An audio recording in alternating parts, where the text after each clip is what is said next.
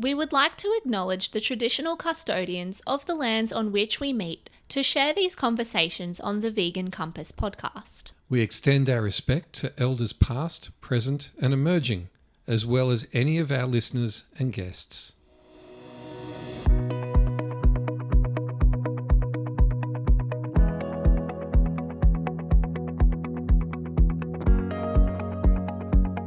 Hello and welcome to the Vegan Compass podcast, unveiling truths, inspiring change. We're your hosts, Rick Allport and Mackenzie Cross. In each episode, we bring you meaningful conversations with vegan changemakers that remind us progress is possible, even in a world full of bad news. Hello everyone and welcome back to another episode of the Vegan Compass podcast. If you're watching on YouTube, you'll probably notice I have this massive desk to myself this week. Unfortunately, Rick is unwell, so you're stuck with me today. But nevertheless, we have a great conversation lined up with Clint from Lucky Stars Sanctuary. So let's get underway. Clint, tell us, who are you and what do you do? So I am the manager and the chairman of Lucky Stars Sanctuary, when that is quite an honour to fulfil both of those roles and fulfil the opportunity to be able to be here full time and care for the animals. I guess my background originally, I was military, Australian Army, as an Australian Army officer for 12 years, and I. During part of my journey, my daughter went vegan first as part of the family, and she watched a documentary and said, "Dad, I just don't want to eat animals anymore." And okay, well, I want to support her in that journey, and so I stopped eating animals as well while we were together, and that led me to later on to a time where I was actually doing coaching and speaking for Tony Robbins, if people know who that is, and Tony Robbins is a vegan. He used to be pescatarian, but he got mercury poisoning for eating too much seafood, and so he moved to a plant-based diet, and he's really thriving. He's a guy that's 6'5" and stands on stage and does coaching, live group coaching work for thousands and thousands of people. Went to a stadium where he had 7,500 people in the palm of his hand. You could have heard a pin drop, and he had that energy from midday to after midnight. He had all of this energy, and so as Tony would say, success leaves a trail of clues, and so that to me that was a no-brainer. It aligned with my values, and it was going to give me abundance amount of energy. And so moving towards a vegan plant-based diet, whole foods plant-based diet was literally a no-brainer. That is so interesting. We could almost take this podcast in a completely different direction, just talking about your experience working with Tony Robbins. That sounds so fascinating. And I'm sure that most of our listeners will know who that is. And also, what a great dad you are to go vegan and support your daughter through that. I went vegan when I was young as well, and family support is such a big part of it. So yeah, that's really amazing. I'd love to know a little bit more about the sanctuary. So can you tell us how many animals are in your care? Whereabouts are you located? And where do most of these animals come from? We're now on the mid-north coast. It's a little town called Wooton. It's, for those people who don't know where Wooton is, it's north of Port Stephens and south of Taree. And if you're familiar with the mid-north coast, you'll probably know Seal Rocks. Well, we're kind of a beam of Seal Rocks close towards the highway. That is kind of where we are. It's a beautiful, lovely community, and we're not very far away from the twin towns of Foster, Tuncurry. So a really lovely place. The sanctuary was originally located in Bywong, just out of Canberra, in New South Wales, and we moved by necessity in 2025, the last year, we've just done over 12 months here in our new location. And so we've moved from 24 acres to 100 acres. And we've rescued some animals since we've been here. So now we've got over 150 animals in our care, and they vary from those that we've rescued here and those that we've actually brought up from Canberra, which is a huge undertaking in itself. Yeah, absolutely. I cannot imagine relocating that number of animals. And we'll touch on the relocation a little bit later. So what sort of animal species are you looking after? Are they mostly farmed animals? We're mostly looking after farm animals. We have a herd of ex-dairy cows. We have a sheep, alpacas, pigs, goats, chickens. They are egg-laying chickens. We've got some geese. We've also got some pigeons. Oh, wow. Not many sanctuaries are able to take on pigeons, and we're very fortunate that we had a pigeon aviary. I really love pigeons. I think they're an extraordinary species, and I really love having those in our care. We've got quite a number of domestic animals, particularly right now. Seeing, 2 months ago we had 19 cats dumped at our front gate. I think that we're going to talk a little bit more about that little episode shortly.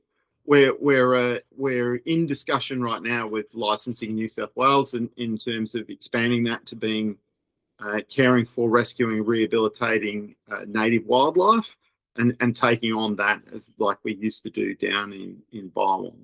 But for right now, that's the limit of our scope. Sounds like you've got your hands full anyway. Lots to do. So Lucky Stars was actually founded in 2016 by Kerrie Carroll, and you joined her as both a partner in life and mission in 2019. So can you tell us about Kerrie's initial vision when she founded the sanctuary? Kerrie is an incredibly kind and loving woman, and she was out there volunteering at other animal sanctuaries, and then she saw that there was a real need to be able to do more sanctuaries, have another place or another opportunity for animals to be rescued and rehabilitated and released, and to collaborate with Wildcare. And she wanted people to come and actually connect with the sentience of animals, for them to experience that and be a part of it, and for them to have a really rewarding time in connecting with an animal that you might not even have met before, had the opportunity or the privilege to spend time with.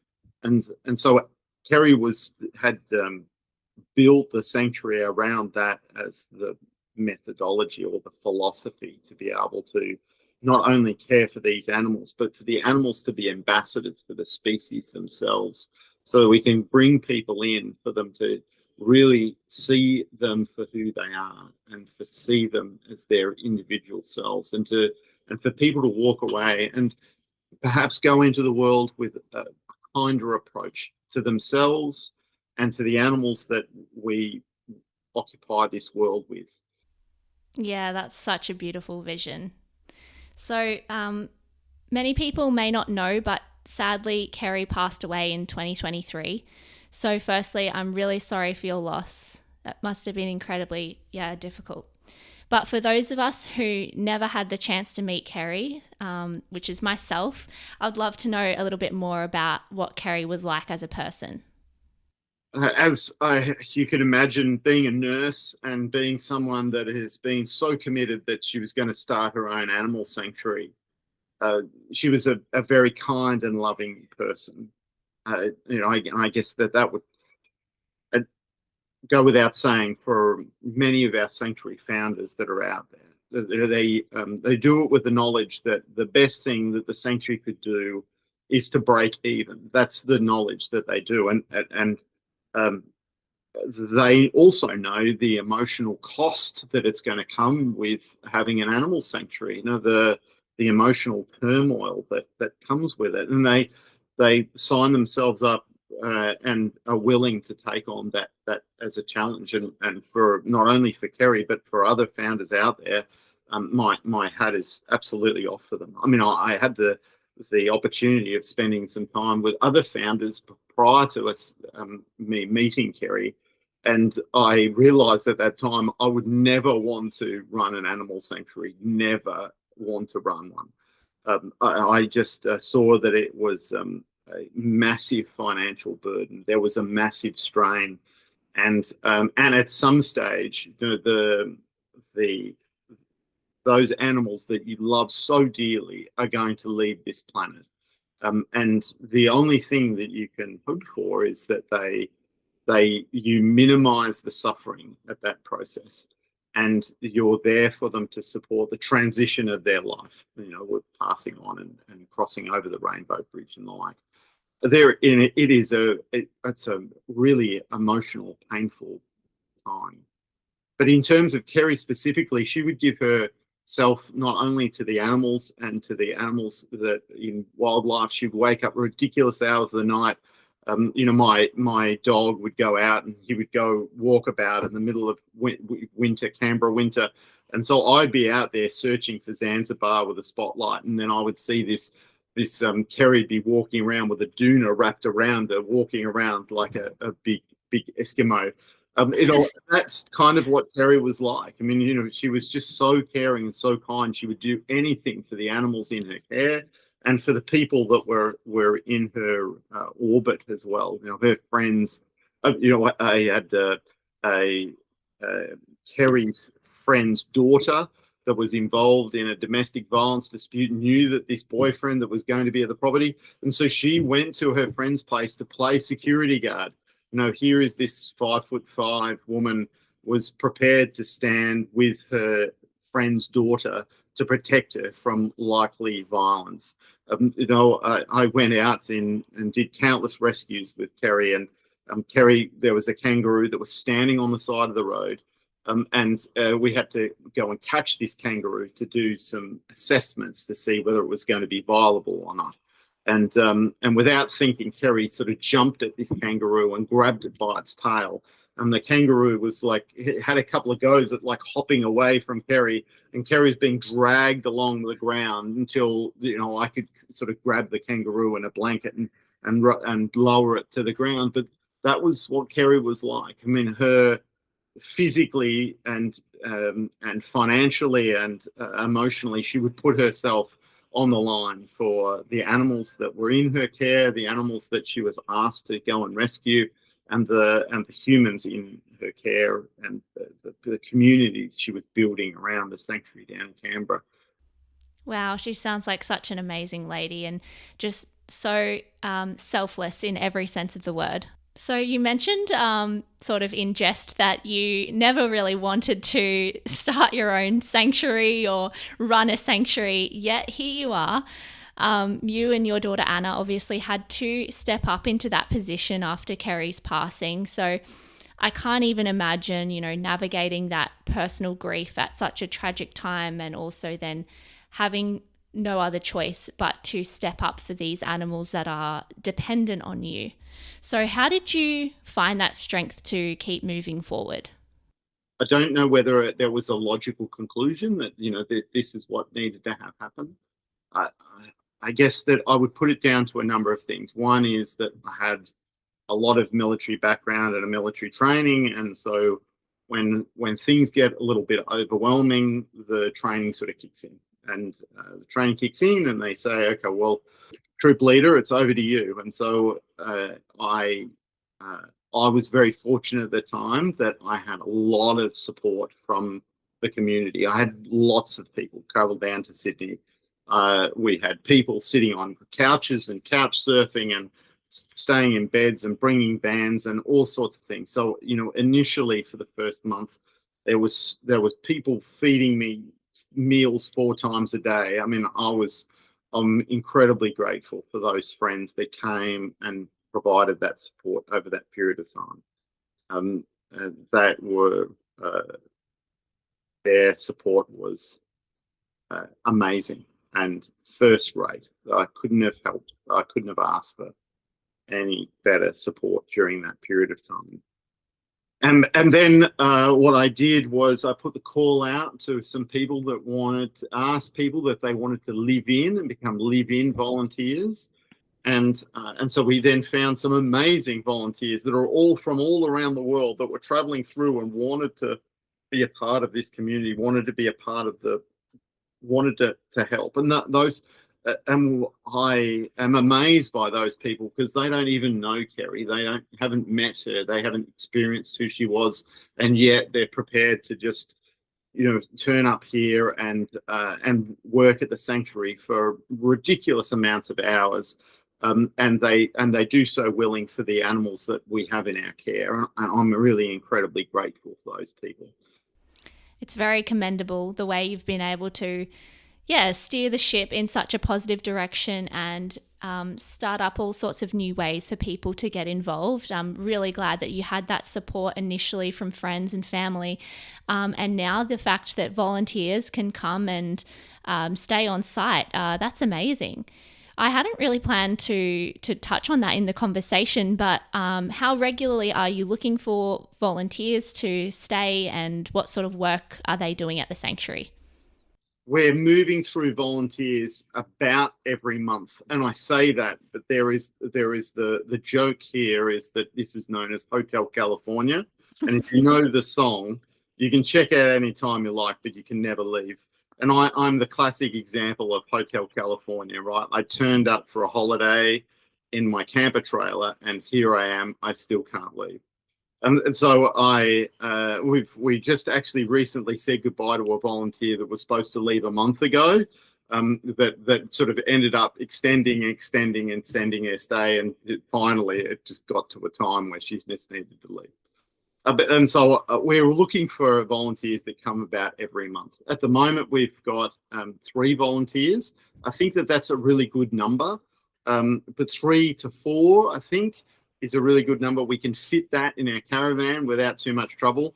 The 19 cats that we talked about recently are occupying one of our bedrooms, and so that's reduced our capacity to have more volunteers. But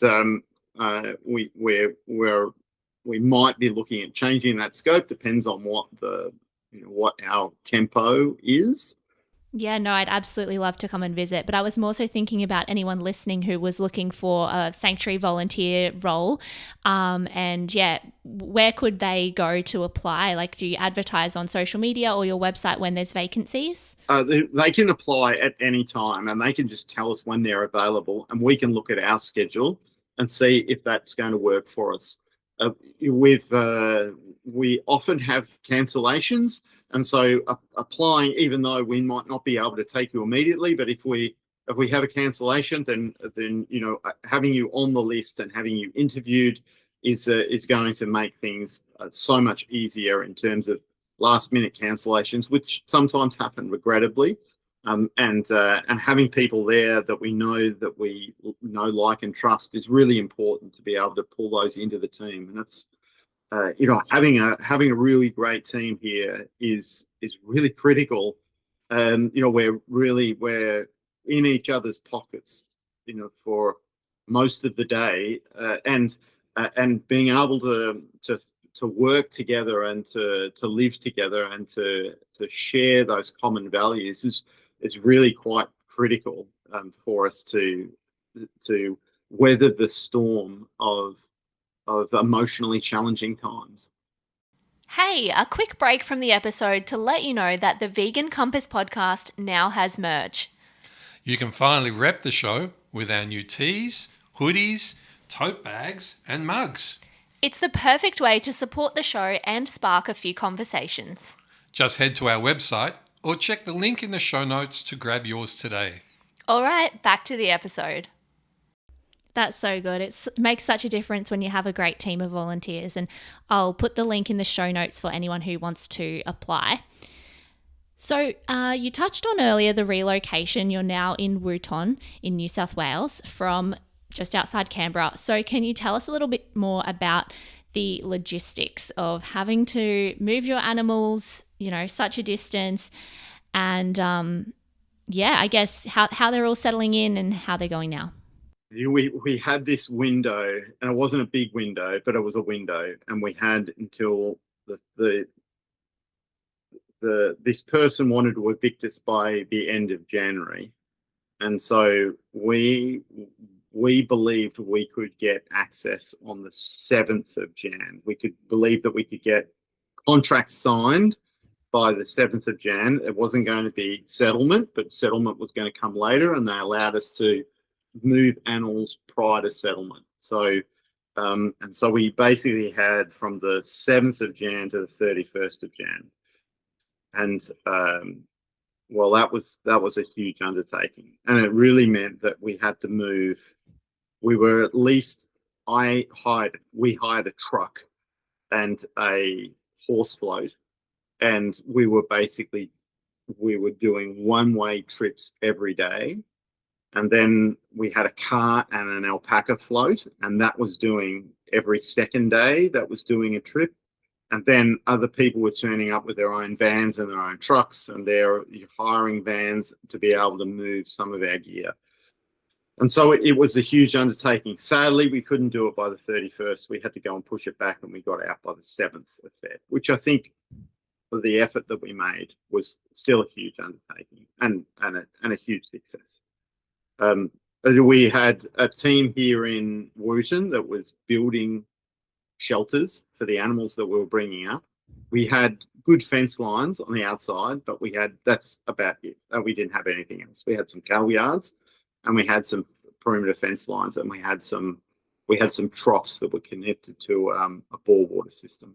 And so we had water, we had external fences, but that was pretty much it. We didn't have anything else. The team back in Canberra or Bylong were pulling shelters down. I was driving back and putting shelters onto the truck and driving back the next morning with the next set of animals. And so the coordination between everyone was just incredible. And I always tell the story when I go and show people the pigeons, is that I was driving back with pigeons. There was no shelter built when I left. And I said to the team, you've got to have a pigeon aviary built in the next 24 hours because I'm bringing the pigeons back. And they were literally screwing on the door of the pigeon aviary as I was driving in the front gate. It was just the timing was so fine. It was like a knife edge. So it was quite incredible. Yeah, that's an absolutely amazing team effort. And this leads really well into my next question about, one of the purposes of the sanctuary is to provide lifetime care when you take in animals that have been injured or neglected or abandoned. So obviously, when you had to relocate, there was no questions asked that all of the animals were going to be coming with you to the new location. But can you tell us a little bit about your motto for lifetime care and what that actually looks like in practice in terms of, logistics and finances? You have no idea what it's going to be like. And so when you rescue an animal, like we've got 3 thoroughbred ex-race horses here that are 6 years old, potentially their end of life is another 20 years time. And so they are amazing. They're incredible boys, and I love them to pieces. And they are a financial liability, if you would call it that. If you were a business owner, you would say this is a financial liability. At some stage down the track, this is going to cost us a lot of money to look after these guys. And yes, we do farrier visits and we have annual dental checks, and all of those are very important. We'll take care of those regardless. And, the older they get, the more serious their health complications will be later on down the track. There's no question that that's just going to happen. And so we took on Chief, who was a Brumby, and Chief was 15 years old, and we knew that Brumbies don't age well, and when we realised that Chief had some complications, and we brought the vet out as quick as we could, and sadly the vet recommended that he wasn't viable to continue. And so based on that assessment, we do the most compassionate thing that we can do, and to end his suffering with dignity and grace. And we need to stay. It's about him. It's not about me. And so, even though, it's gut-wrenchingly awful, during that period of time, we speak to the volunteers and we say, if you're going to be around for this little bit, then we need to show up for Jetty Boy or Chief or whoever in a calm, supporting, and loving way, so that they're not scared about what that transition is going to look like. And it's incredibly difficult, because all you want to do is bawl your eyes out, and you can't, because that's going to upset him or her. And so, financially, yes. Emotionally, yes. The emotional liability is there, as well as the financial liability. And so, when it comes to the committee looking at what animal are we going to rescue, we always have to think about what is it going to be like in 10 years' time, 15 years' time, 20 years' time, and what is that going to look like for the sanctuary, and how is the sanctuary going to be able to operate through that? Yeah, absolutely. And it sounds a bit cold to potentially liken it to a business, but it's correct in the sense that you have to, be forecasting financially and understanding what you're taking on, because the last thing you want to do is get into a position where you can't look after the animals in your care, which is going to be much worse off than having to turn animals away in the short term, even though that is an incredibly difficult thing to do as well.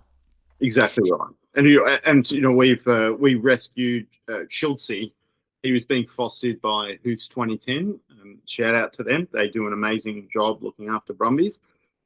We rescued Schultzy from there, and he had required to have 2 knee reconstructions only a few months after we had rescued him from there. And so that was $7,500, and that was with a considerable charity discount.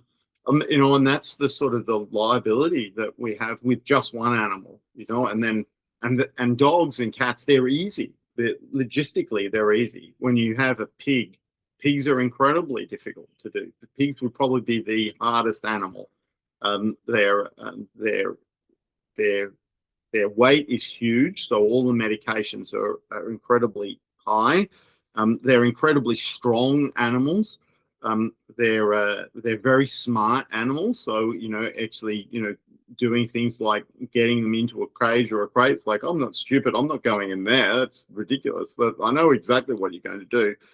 And so, and then with actually having a vet that's experienced enough and actually knows the intricacies of dealing with a white-horn pig that's 9 years old. I mean, even if they've worked with pigs in the industry, the likelihood is that they only know how to birth a pig, to get a pig pregnant, and to get a pig to 5 months old.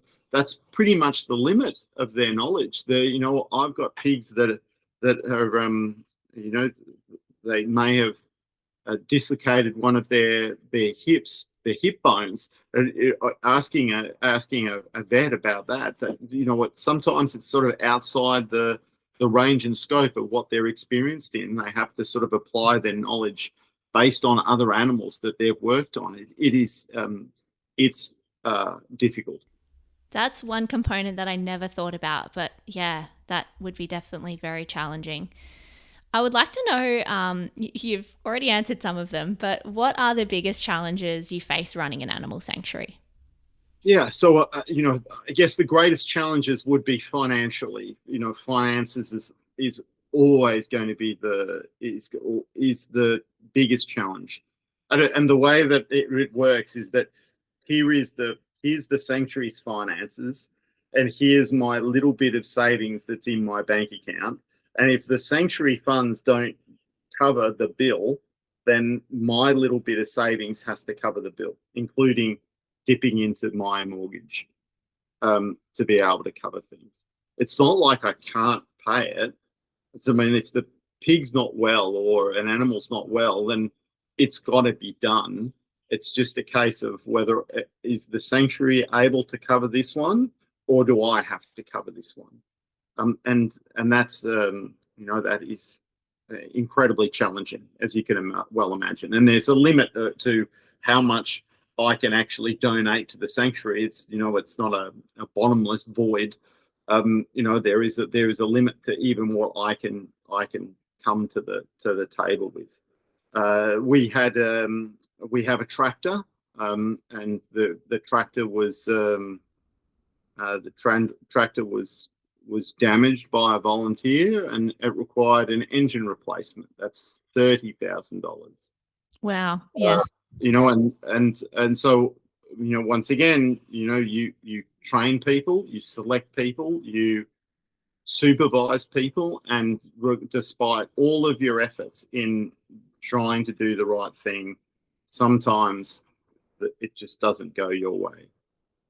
And so so finances is definitely the top of the list. The second one would be the team that we've got here. And so managing and having a great team is really important. And you can go from, weathering the storms and the challenges of being on an animal sanctuary to really loathing being part of its existence. And so I'm really grateful for the team that we've got now, and some of the volunteers we've had in the past. They've been amazing. I guess the other challenging piece is the ability to be able to say no. We can't save them all, and people turn up at the gate and expect us to take on everyone and everything. And even without asking, people will go and dump animals at our front gate. And this is the problem of advertising who you are and where you are, and at the same time,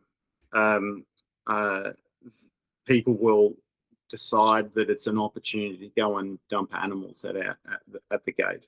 I know that Kerrie said one time she was sitting there having a cup of tea, as she would do, and there was a pig that just basically walked past her front window. It was like, okay, well, clearly we've got another pig. Or another sheep would walk past the window. It's like, okay, there's another sheep, we don't own that one.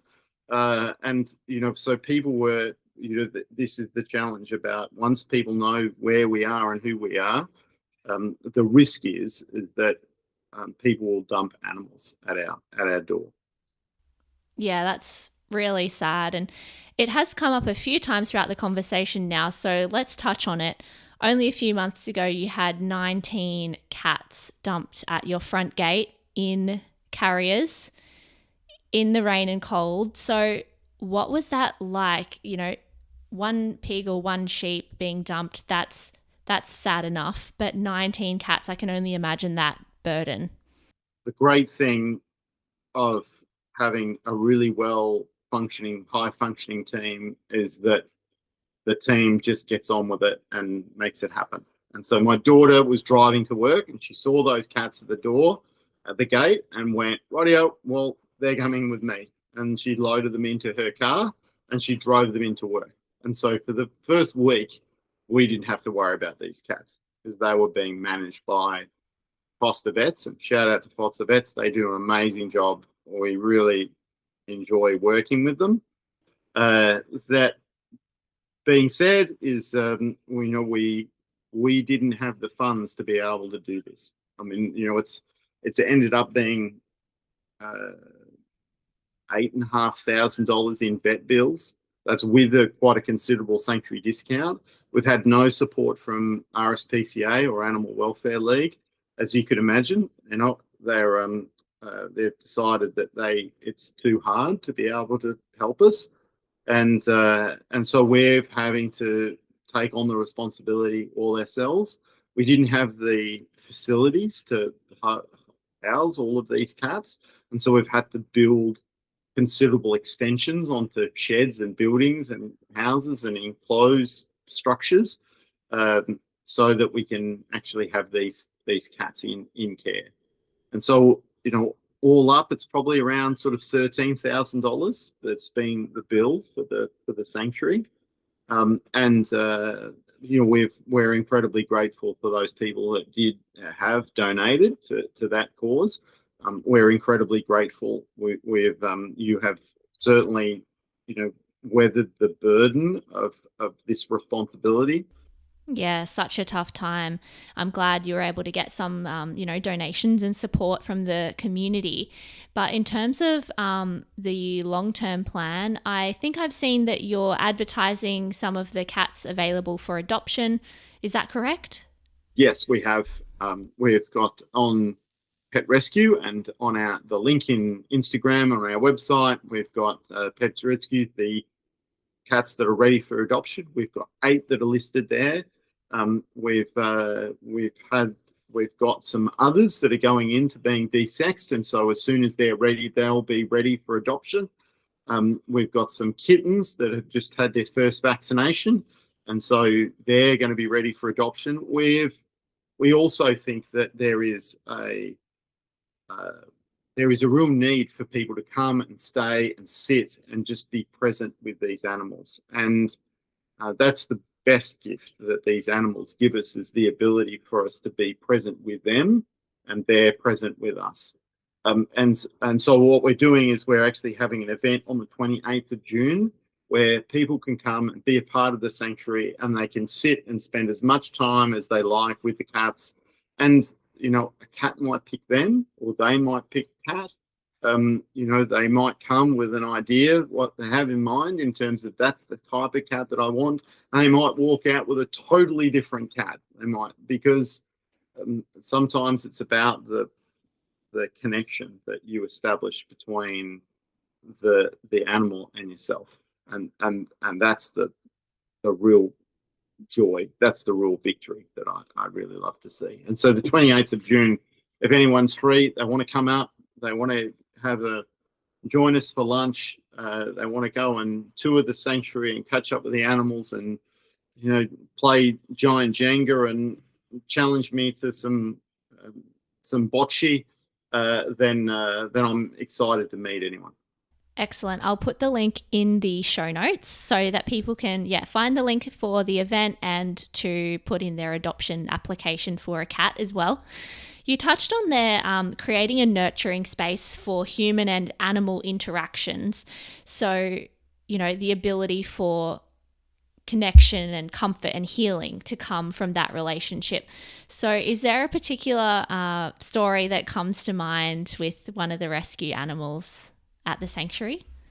I rescued Zanzibar when he had burns on his paws for being tied up on concrete for long periods of time. And this is even before that I came to the sanctuary. And so he had a separation anxiety and had post-traumatic stress, and me caring for him actually allowed me to care for myself. Mm. And today we're inseparable.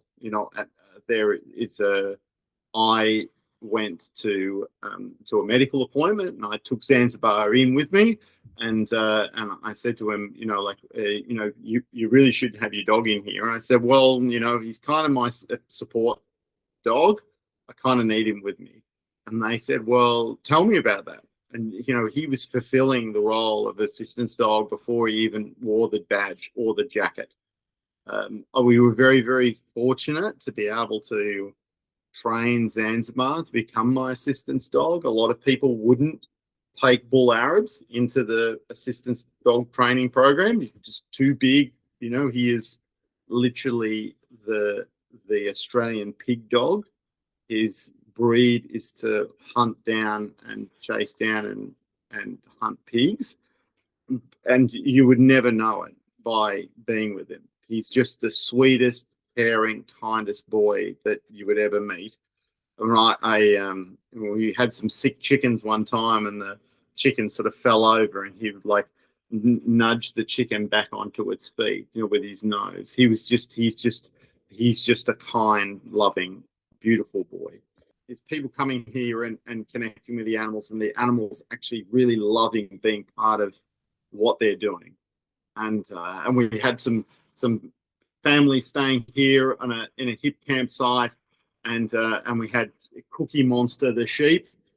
Just became part of their family and just was following around the kids like it was just another day walking around in the field. It was just lovely to watch this. The animal is interested in that particular person, not because of anything they're going to get out of it, not food or anything they're going to be rewarded, just because they're interested in being part of that person's company, being in that person's space. And that is just richly rewarding. You know, volunteers, we've got a cat that isn't sociable with other cats, and we let it out, and the cat just followed them around like it was a puppy dog, you know, and that to me is just, that is pure joy. It's an honorable experience for an animal to say, I want to be part of your space. I don't want to do anything else other than hang out with you.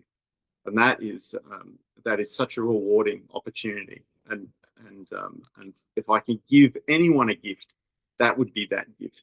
That would be that gift to say, for an animal to pick you and saying, for this moment in time, I just want to be with you and be a part of your orbit just for a while.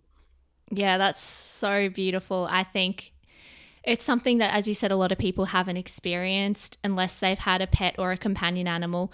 And the sanctuary provides that opportunity for them to have those experiences with farmed animals, species that they wouldn't usually interact with. And when you sort of were giving a glimpse there of this different world where humans and animals have a peaceful coexistence, it's so stark the way that we currently treat these animals. Like, humans have so much to answer for when we think about, you know, how peaceful and kind this world could be if we were all just coexisting with each other. And we've got the opportunity here that we can educate people. We can bring people in here, and we can get them to meet Babe the pig, and or Teddy the bobby cow, and we can say, you know, this is who they are, and this is how they came here, and this is their story. And let me tell you about what happens in factory farming. Let me tell you about what Teddy's life would be like if he was back on the dairy farm. Let me tell you about Babe. He's 9 years old. Well, he wouldn't be 9 years old. He would be 5 months old, and that would be the end of his life as he was lowered down into a gas chamber. You know, like we've got a real opportunity here to not tell people to go vegan, but for people to say, to meet Babe the pig, or Bertha the chicken, or Teddy the baby cow that was actually born here at the property, and for them to say, I don't want to support, my values don't let me support this industry anymore, and let them come to that decision on their own time. Absolutely. So you've recently opened up new and exciting ways for people to come and visit and have these experiences for themselves. So can you tell us about your campsites and your tiny house? Very excited. The tiny house is going really, really well in terms of bookings. We've had some amazing people coming and staying here. The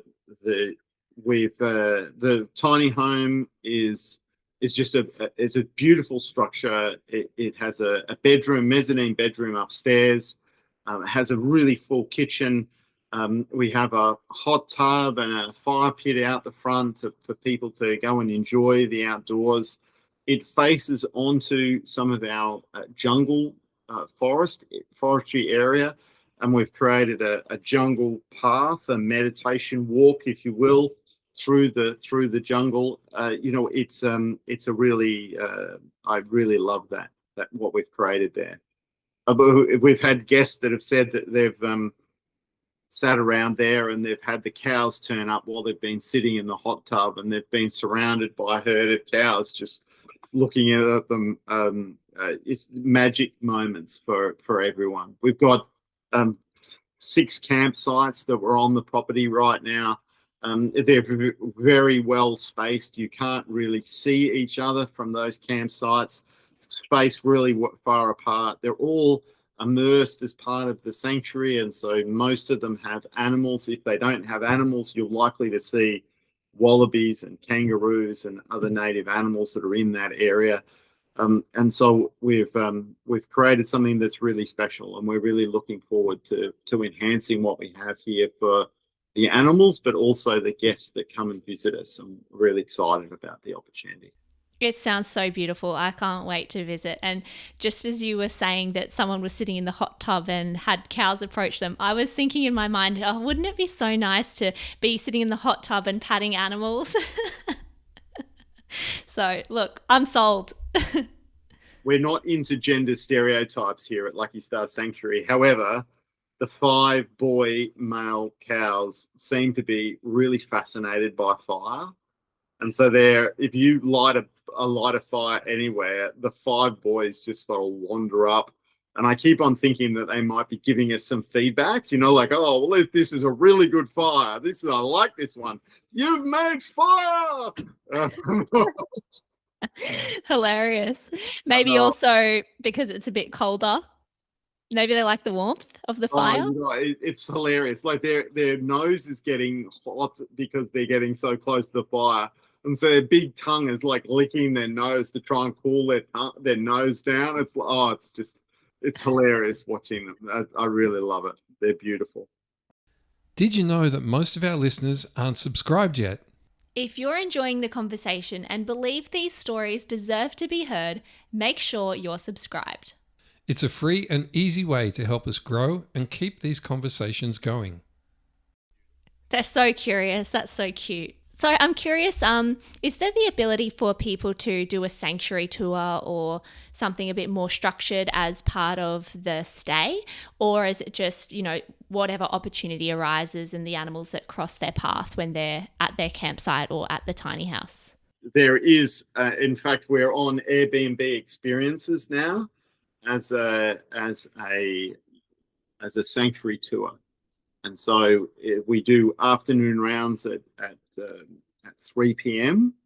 And people can come and join us for a sanctuary safari. And we call it that because people basically drive along with us and we go and feed all the different animals together. And you don't have to have a 4-wheel drive. It's 2-wheel drive vehicles are totally permitted and accessible for those vehicles. And so people can drive along with us and go and meet all of the different animals. They can go and feed them. We can go and brush the horses. We can go and be a part of the sanctuary and be a part of the sanctuary team for that period of time and get to meet them and interact with them and take that experience. It's really that's that special moment when you actually see cows and calves and not just mothers, but other cows grooming babies and having that moment for the first time in their entire life, the 10 years they've been in existence, where their babies have been taken away year after year after year. Now, all of a sudden, they can be mothers again, or they can be grandmothers, or they can be aunties, or they can be sisters, whatever that relationship is. They can care for those babies like that was their own baby. Yeah. Oh, I'm kind of lost for words because it's just so beautiful to think about everything that these animals have lost and now they have a chance to have that back and just that peace for them to live out their days in safety and love. So we're starting to round out the conversation, but I have just a couple more questions for you. If our listeners want to learn more or get involved, how is the best way for them to support you? So our website has a great deal on how they can help, and there's a number of ways that people can help. Donation, but we also have a raffle program so that people can actually go and be a part of a raffle. We've found that times are tough right now, and we can really appreciate that times are tough. If we could, if there is a $30,000 car that could be on the cards for you to win, then maybe that might be maybe an opportunity. And 50% of all of those funds goes directly to the charity as well. And so that could be a part of your contribution. We've got a number of programs that right now, particularly around the cats rehoming, is our main one right now. You can come here and just be a part of this place, and being here going and taking a campsite or renting out the Airbnb place, renting out our tiny home, all of that really does help us in a huge way. And this goes without saying, but I think that we make it clear that no one is being paid here. No one's earning any money. We're not. All of our volunteers here are true volunteers. None of the volunteers getting paid, and none of the management team are getting paid. The committee's not being paid. Every single dollar here goes to the committee and goes to the care of the animals. And not only are we doing that, is that we're actually investing that money so that we can take that $1 and we can turn it into, well, thanks to DGR status, we turned it into $1.10 anyway. But the aim of the committee is to turn it into $2. And we're doing that by investing in mushroom farming. We're doing hydroponics. We're doing the hip camp, the Airbnb stays. And so we're really investing in that money to be able to generate more money for the animals and the sanctuary so that we are fully sustainable. We've got a lot of work ahead of us. And if people want to be a part of that mission, you are very welcome to join it. And you don't have to physically be here to, hold a shovel and build roads and plant trees. We need people that are behind the scenes doing research, applying for grants, and doing all of that legwork as well. And so don't be worried that you can't, lift 20 kilos. I can't lift 20 kilos either. So you're not the Lone Ranger on that front. And if you can't get here, if your passion is to be able to help, then there are other ways. There are definitely ways that you can help. Yeah, that's great. And it's amazing to hear so many different avenues that you're thinking about the future of the sanctuary. I think you're really leading the way on a lot of things there. I haven't heard too many others talking about, investing in the mushroom farming, for example. So I think that's really exciting to hear. I would love to know how does it feel to see Kerrie's initial dream coming alive in a different way, thanks to your work, your daughter Anna, your committee, your volunteers, your supporters? How does that feel? Yeah, incredible. I'm glad that the animals that Kerrie has sworn a responsibility for continue to have a home here, and I'm excited by that. I'm glad for that has happened. There was a time where there was a thought where we needed to close Lucky Star Sanctuary, and I dreaded that decision. It was a decision that would have been incredibly difficult to make. And I'm glad that we were able to find a way to not make that decision. We are, continuing on her legacy in terms of not only looking after those animals, but actually having people here to experiencing the same philosophy that Kerrie had, which is sort of generating kindness through seeing animals as being sentient. And, it's supposed to be the highest form of emotional intelligence, is to have emotional intelligence for another species. And so if we can encourage people to have that emotional intelligence, it's so critical now, so critical in this day and age, particularly in the world of AI, when that emotional intelligence will absolutely be the best opportunity that we have to affect the world and move it to a kinder place and a more sustainable place.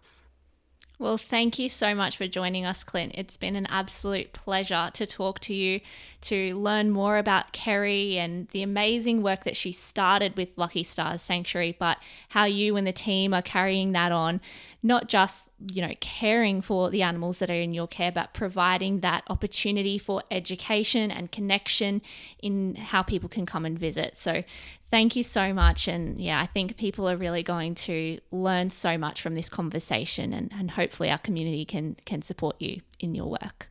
Thank you so much, everyone, for tuning into today's episode. We hope you've enjoyed it, and we will see you next time.